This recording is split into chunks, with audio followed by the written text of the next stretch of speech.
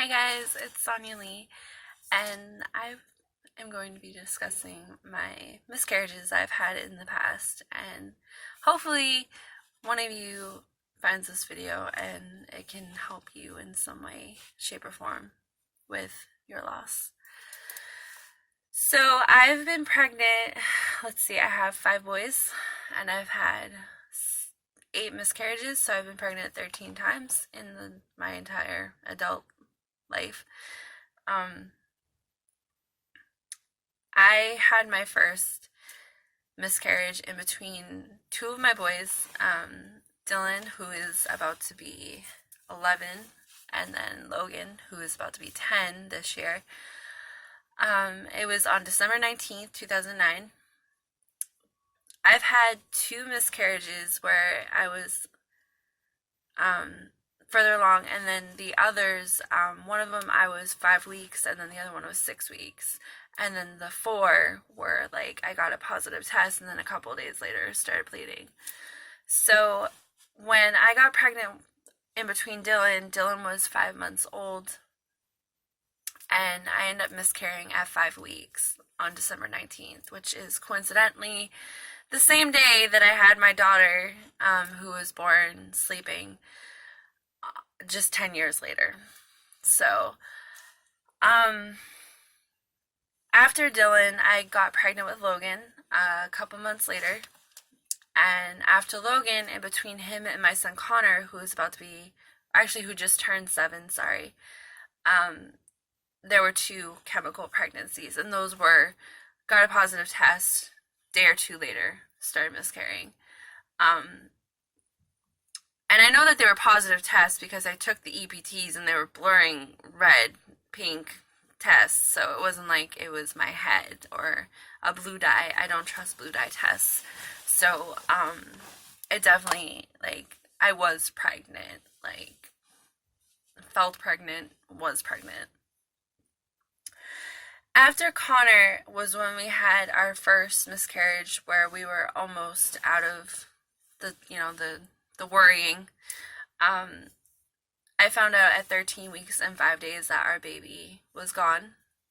He passed away shortly after when I had my 12-week scan, and I think if I'm correct, I had that at 12 weeks and 3 days, and I think he passed away at 12.5 or 12.6.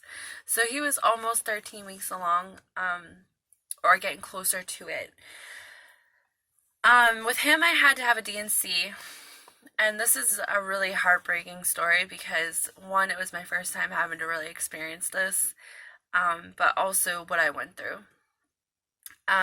We had to have our baby in the labor and delivery, so I had to go to the maternity ward, which was horrible. I don't wish that on any person that is losing a baby. That is, I understand, if it's needed, after a certain point, 23 weeks or 22 weeks, you know what I mean? That, I understand. But I was only 12, well, at the time, I was 14 weeks and 1 day when I had him because I had to carry him from 13 weeks, 5 days when we found out.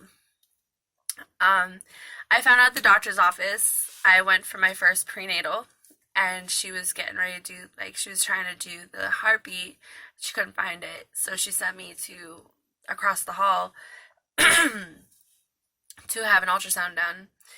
They couldn't find the heartbeat, sent me to the hospital to have them look with their machines, and they couldn't find a heartbeat. So that was when they scheduled my DNC, which ended up being 3 days later, I think it was, yeah.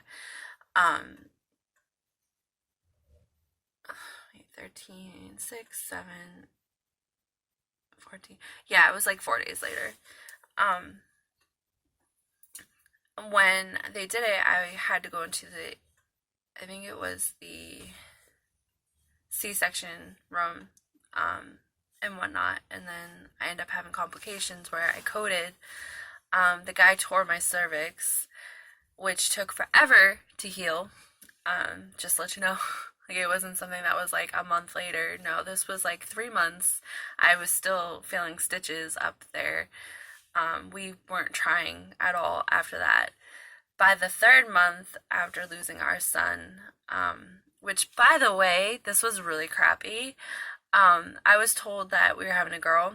They had the wrong file, and then the woman called me the next day after we lost the baby, or found out that we lost the baby, to tell me that it was a boy, and then was like, "I hope that brings you some comfort that you weren't losing your first girl." And I was just like, "Comfort?" So after losing him, we got pregnant again, and that was 3 months later. I was 6 weeks when I started bleeding, and we went to the ER. They couldn't find a baby, couldn't find a heartbeat, and basically, I think what was trying to happen is that the baby was trying to develop, and then it just stopped, like, in between. So it was just like an empty sac, pretty much, is what happened. And then my body took 2 weeks to start realizing what was going on. After that, I was done. I was like, don't touch me. We're not doing this again. Like, I couldn't do another miscarriage again. And then 2018, we ended up pregnant again in November, and again got a positive test. 2 days later, started bleeding. After that, I was like, okay, well, clearly my body just hates me, so I was done again. And then we got pregnant a month before we got pregnant with our baby girl that we lost, and that was again positive test, except for this one was like a day later I started bleeding. And then that leads me to our last baby that we just recently lost on December 19th, 2019, 10 years after my first one. Weird. There's a few things that was weird about my baby girl. One, her due date was in the month that I lost my son, and his due date when I lost him was the month that I lost my daughter. So December, I had a due date for him, and with her, I had her in December, but she was due in June. He was born in June. It was just crazy how connected the two of them were. This time around, we found out at the ER I wasn't feeling her move, couldn't find a heartbeat, and went to the hospital. They couldn't find a heartbeat. Next day, they got me in. I had to wait all day to have her. They put something in me to dilate me, and then I had my DNC literally at the end of the night. I think it was like 8:45 was when I was being wheeled into the room. This time around, they didn't have me in the maternity ward, which was great. I had to be sitting in the post-op for like 9 hours, I think is what it was, and then we finally got brought back. There were no complications, unlike with my son. My son, I coded on the table. I'm not sure if I said that. If I didn't, fuck me. I woke up like what felt like 5 minutes later, whereas with him, I felt like it dragged on and dragged on.